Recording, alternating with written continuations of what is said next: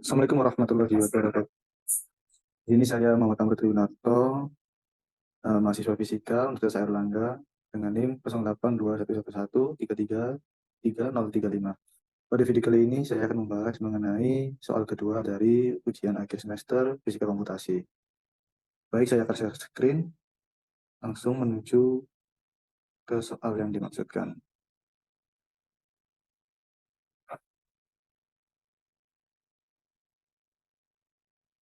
Oke, kita akan membuka Google Dokumen terlebih dahulu.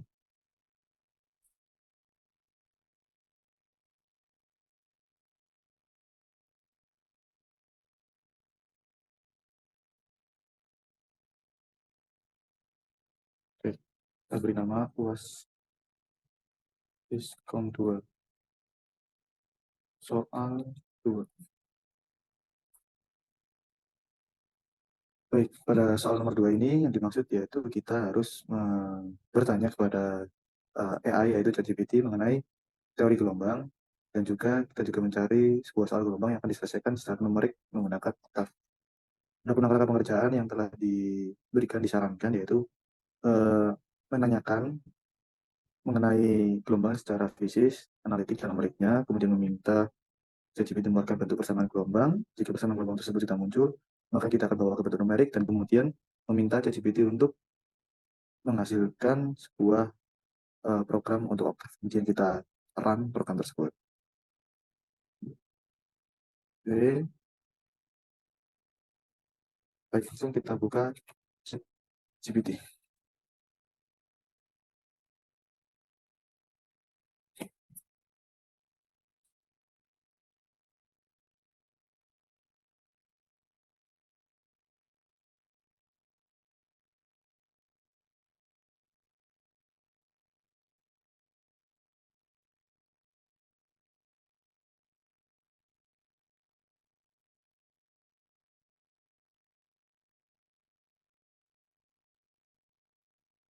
Baik, mari kita mulai. Yang pertama, saya akan menuliskan saya adalah seorang yang akan mempelajari bagaimana cara persamaan gelombang dapat diselesaikan secara analitik dan juga numerik. Berikan saya kata kunci apa yang bisa saya ajukan untuk bertanya agar arah pembelajaran materi tersebut dapat dengan baik diterima dan dipahami.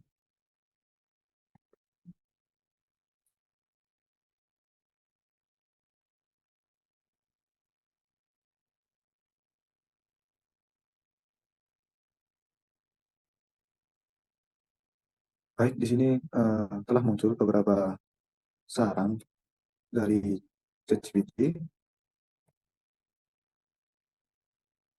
mengenai apa saja informasi yang harus saya cari, yaitu mengenai persamaan gelombang, apa itu metode analitik, metode numerik, simulasi gelombang, dan juga pemodelan matematika, serta solusi perbandingan antara analitis dan numerik. Masuk ke pertanyaan kedua,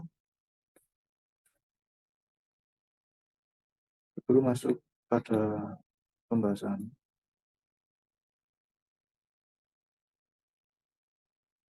persamaan gelombang, jelaskan terlebih dahulu mengenai makna fisis persamaan diferensial.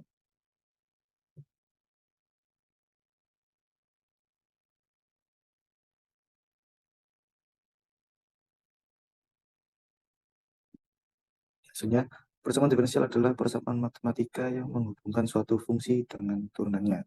Dalam konsep fisika, persamaan diferensial sering digunakan untuk menggambarkan hubungan antara secara fisik dan perubahan besaran tersebut terhadap variabel lainnya. Secara umum, persamaan diferensial memungkinkan kita untuk memodelkan fenomena fisik yang melibatkan perubahan hubungan antara variabel terhadap variabel lainnya. Oke. Pada persamaan diferensial, kita mengenal ada persamaan diferensial biasa dan juga parsial.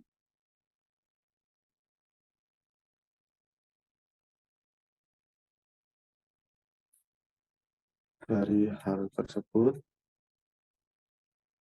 tolong jelaskan secara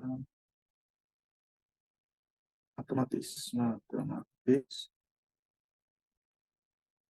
apa perbedaan keduanya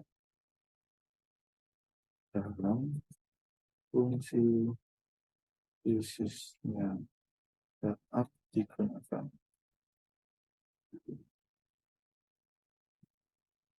Dan saya juga bentuk paling umum dari keduanya.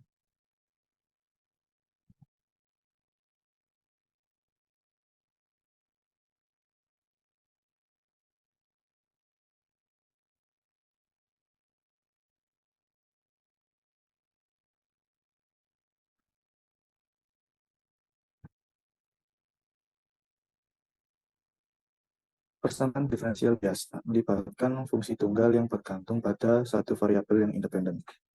Ini berarti turunan dalam persamaan tersebut hanya terhadap variabel tunggal. Contoh dituliskan seperti berikut. Di sini Y adalah fungsi yang hanya bergantung pada variabel X dan turun-turunannya adalah turunan biasa terhadap X. Kemudian persamaan diferensial parsial melibatkan fungsi yang tergantung pada dua atau lebih variabel independen. Paling umum adalah contoh persamaan panas. Di sini U adalah fungsi yang bergantung terhadap waktu dan juga posisi. Turun-turunannya melibatkan turunan parsial, baik itu terhadap waktu maupun terhadap posisi. Untuk fungsi fisisnya, persamaan diferensial biasa sering digunakan untuk memodelkan sistem satu dimensi seperti gerak partikel ataupun respon sirkuit sederhana.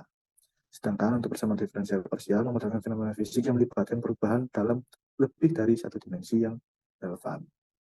Contohnya salah satunya seperti pada perlambatan gelombang dalam uap.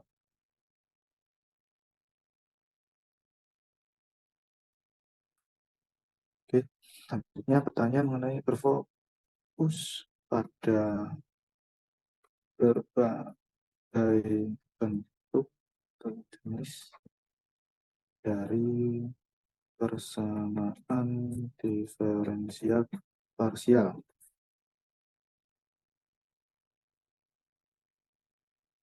Tertulis bahwa persamaan gelombang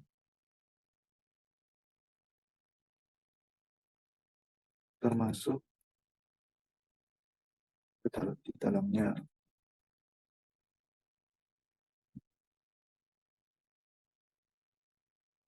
Jelaskan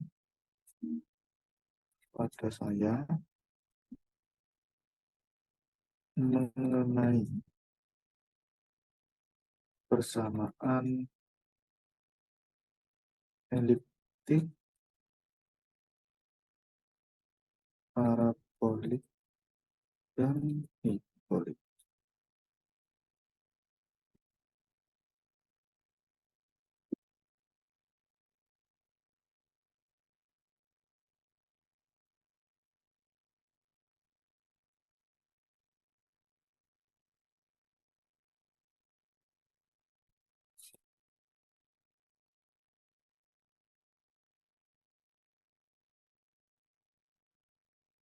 Oke, persamaan eliptik ditandai oleh sifat matematis di mana solusi di setiap titik sangat dipengaruhi oleh nilai sekitarnya. Contohnya di sini adalah persamaan Laplace. Ya.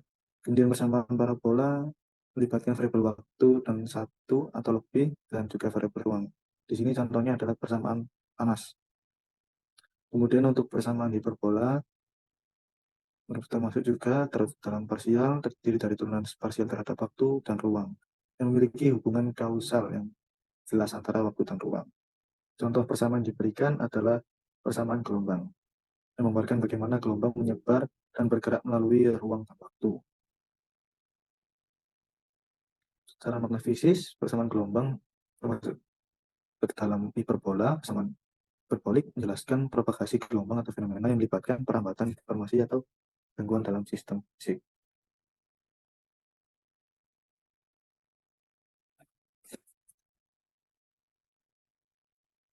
Dan konsep diskriminasi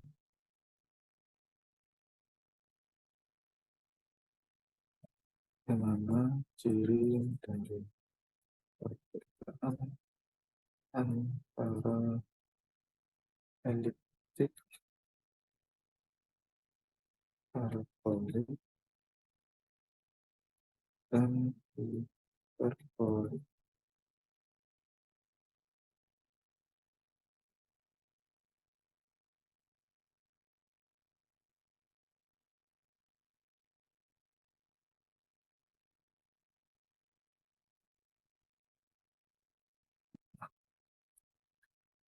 Pada konsep diskriminan, konteksnya pada diferensial dapat digunakan untuk membedakan jenis-jenis persamaan diferensial tersebut. Diskriminan ini bergantung pada koefisien dari turunan kedua persamaan tersebut. Di sini untuk persamaan eliptik, diskriminannya adalah sesuai ekspresi yang selalu negatif. Jadi nilai D selalu lebih kecil dari 0. Untuk persamaan bola sama dengan 0 dan persamaan hiperbola lebih besar dari 0. Selanjutnya, jika saya akan membahas mengenai topik gelombang, maka akan digunakan persamaan diferensial parsial yang bagaimana?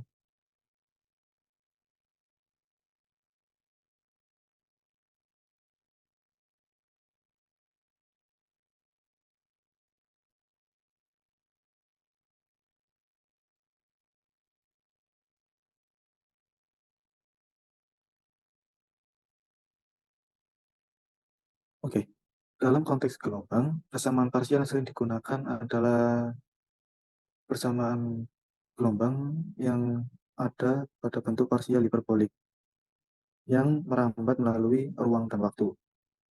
Persamaan gelombang dalam satu dimensi digambarkan seperti pada persamaan berikut.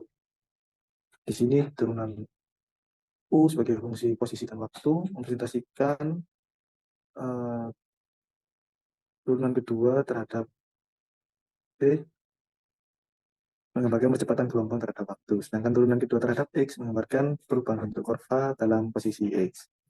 Variabel C di sini adalah kecepatan gelombang yang bervariasi tergantung pada medium. Kemudian untuk dimensi lebih tinggi, persamaan gelombang dapat diperluas dan menambahkan dimensi-dimensi yang lain. Untuk persamaan gelombang yang muncul di sini sudah sesuai dengan apa yang menjadi referensi dari YouTube Bapak Sugianto yang ada di website link YouTube Komputasi Indonesia. Baik, selanjutnya pada bahasan mengenai persamaan gelombang untuk gelombang satu dimensi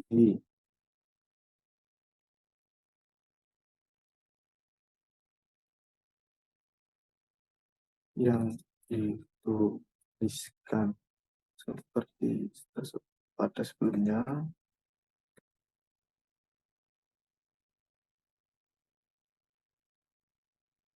berikan saya penjelasan yang lebih mendalam terkait bagaimana persamaan tersebut terbentuk dan juga besaran yang ada.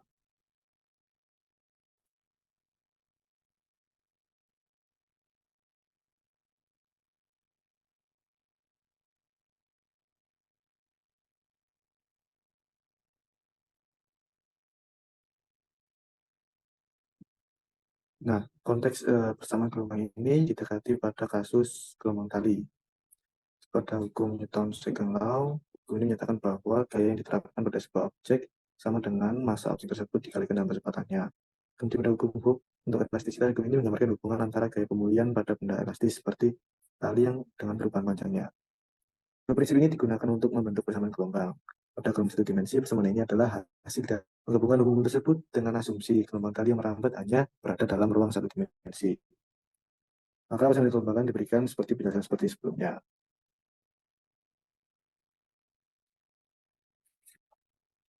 Kita mendapatkan bentuk persamaan gelombang dalam satu dimensi yang termasuk ke dalam persamaan diferensial parsial di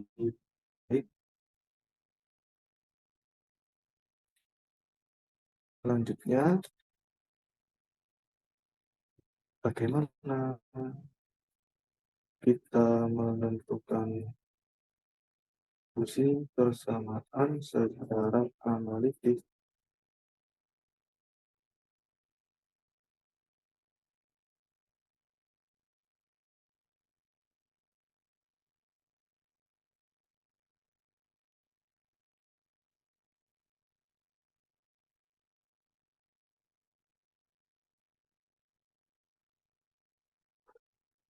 Untuk menentukan solusi analitik persamaan gelombang dalam satu dimensi secara lengkap memerlukan kondisi awal dan kondisi batas dari dengan diberikan sini contoh teori inisialisasi kondisi awal dan kondisi batas. Langkah-langkah menyelesaikan secara analitik yaitu ada pemisahan variabel, substitusi ke persamaan gelombang tersebut, kemudian pemisahan variabel dalam persamaan, kemudian menyelesaikan persamaan diferensial biasa, kemudian kombinasikan solusi.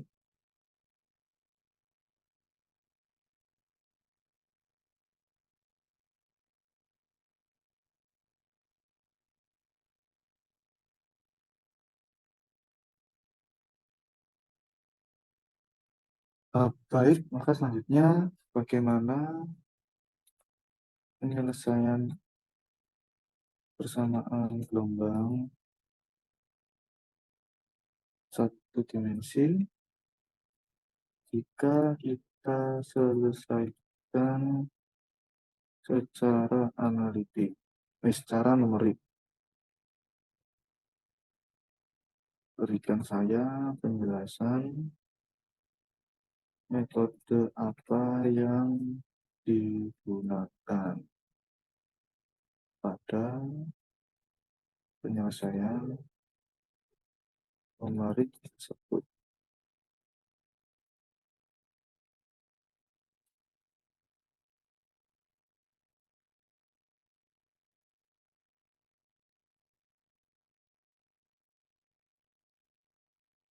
Ternyata di sini muncul saran dari beberapa bentuk metode yang paling umum digunakan untuk menyelesaikan pendekatan persamaan gelombang secara numerik, di mana ada metode beta hingga, metode elemen hingga, metode Fourier, metode kecepatan tinggi.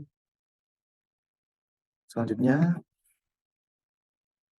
gunakan metode yang paling baik menurut Anda dan berikan saya contoh kasus penyelesaian dengan metode tersebut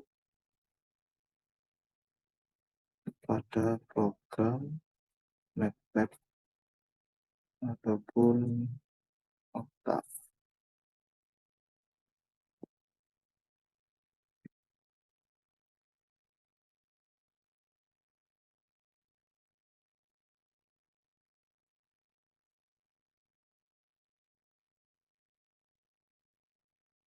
Baik, di sini telah saya meminta untuk ChatGPT memilih metode mana yang paling baik, paling stabil untuk menyelesaikan bentuk persamaan gelombang pada jenis persamaan gelombang satu dimensi. Di sini kita memiliki soal dengan asumsi awal gelombang kotak diberikan pada T sama dengan 0, yaitu fungsinya yaitu U kurung X, 0 sama dengan sin IX dengan kecepatan gelombang C sama dengan 1. Di sini sudah muncul code program yang diberikan oleh ChatGPT. Maka tahap selanjutnya, saya akan membawa code program ini ke Octave. Baik, saya stop share terlebih dahulu.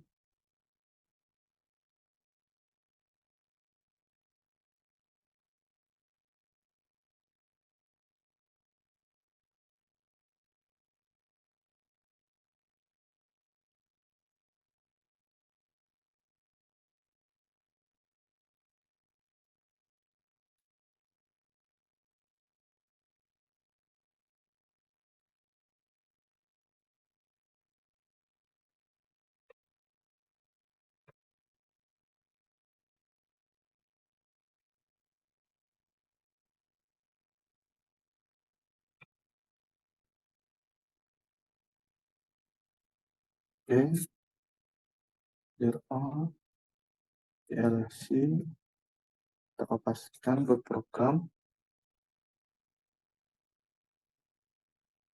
Kita akan kita save pada data D UAS Wiscom 2.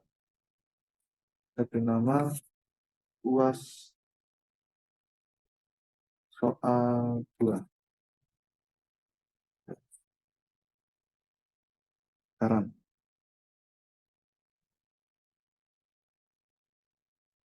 di sini terdapat error pada line 23. Baik, saya akan membawanya ke ChatGPT.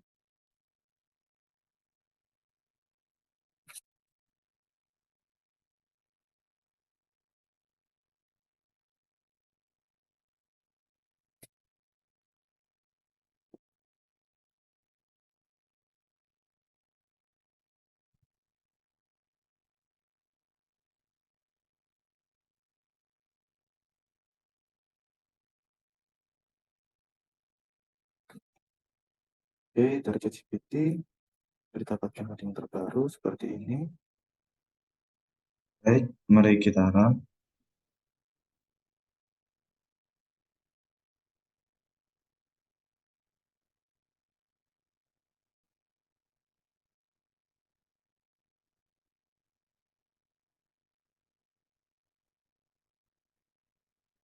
Oke, di sini telah muncul hasil dari run solusi pada titik E.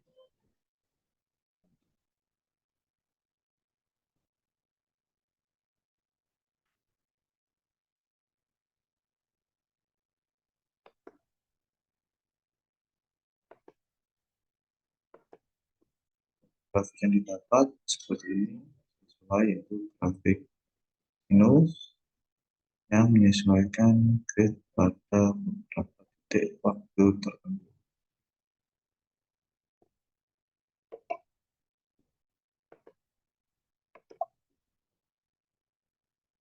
Berikut merupakan bentuk solusi dari persamaan gelombang metode hingga dalam di ataupun 3 dimensi. Akan area